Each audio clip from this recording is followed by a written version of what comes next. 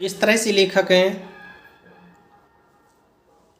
बाजार के अपने अनुभवों को व्यक्त करते हुए कहता है कि मेरा मित्र जब बाजार गया तो वह वहाँ से बहुत सी वस्तु लेकर के आया। जब मैंने उससे पूछा कि यह क्या है तो उसने कहा कि यह सब मेरी पत्नी की महिमा है।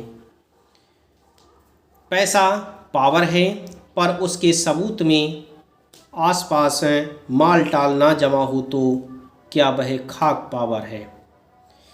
पैसा एक पावर होता है, परंतु यदि पैसे का उपयोग ना किया जाए तो उस पैसे से क्या फ़ायदा। पैसे से हम विभिन्न प्रकार की वस्तुओं को खरीदते हैं और उन्हीं वस्तुओं के माध्यम से ही लोगों को पता चलता है कि हमारे पास कितना पैसा है।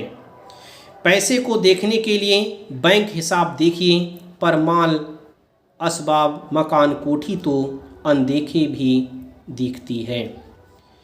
पैसे की उस परचेजिंग पावर के प्रयोग में ही हम पावर का रस हैं, अर्थात पैसे के पावर से ही हम विभिन्न प्रकार की वस्तुओं को खरीदते हैं और हमारे अंदर विभिन्न प्रकार की पावर आती है।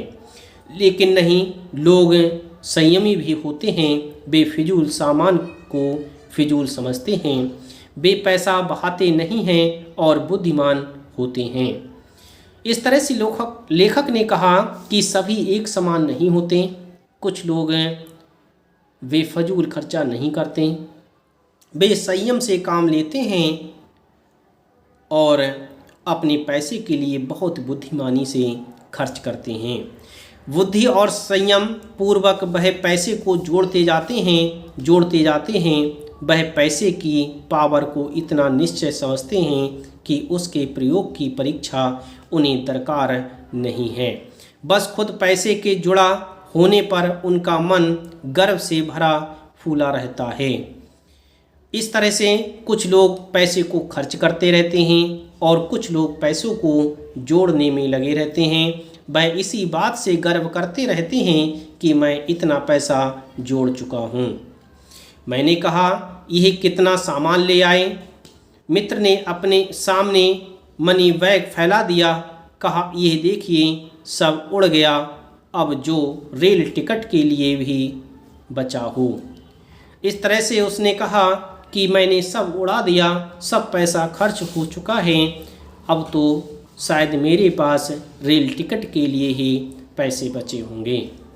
मैंने तब तय माना कि और पैसा होता और सामान आता। वह सामान ज़रूरत की तरफ देखकर नहीं आया, अपनी परचेजिंग पावर के अनुपात में आया है। लेकिन ठहरिए, इस सिलसिले में एक और भी महत्व का तत्व है जिसे नहीं भूलना चाहिए। उसका भी इस कर्तव्य में बहुत कुछ हाथ है। वह महत्व है बाजार। मैंने कहा, यह इतना कुछ नाहक ले आए। मित्र बोले, कुछ ना पूछो, बाजार है कि शैतान का जाल है। ऐसा सजा सजा कर माल रखते हैं कि भैया ही हो जो ना फंसे। कहते हैं कि बाजार एक शैतान के जाल के समान होता है। यदि हम बाजार में जाते हैं तो जैसे शैतान के जाल में फंसते जाते हैं, उसी तरह से बाजार की विभिन्न प्रकार की सजी हुई वस्तुओं को देख करके लालच में आ जाते हैं और उसमें फंसते चले जाते हैं।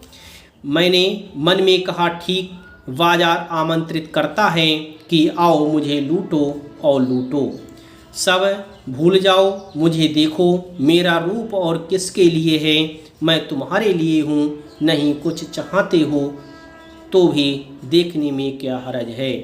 अजी आओ भी। इस आमंत्रण में यह खूबी है कि आग्रह नहीं है, आग्रह तिरस्कार जगाता है। लेकिन ऊंचे बाजार का आमंत्रण मूक होता है और उससे चाह जगती है। चाह मतलब अभाव। चौक बाजार में खड़े होकर आदमी को लगने लगता है कि उसके अपने पास काफ़ी नहीं है और चाहिए, मेरे यहाँ कितना परिमित है और यहाँ कितना अतुलित है। ओहो, इस तरह से लेखक कहता है कि बाजार लोगों के लिए लुभाता रहता है। कोई अपने को ना जाने तो बाजार का यह चौक उसे कामना से विकल बना छोड़े। विकल क्यों, पागल पागल बना देता है। असंतोष, तृष्णा और ईर्ष्या से घायल मनुष्य को सदा के लिए यह बेकार बना डाल सकता है। इस तरह से यदि बाजार में व्यक्ति पूरी तरह से तृष्णा में आ गया तो व्यक्ति वहाँ पर बेकार हो जाता है, पूरी तरह से कंगाल सा हो जाता है।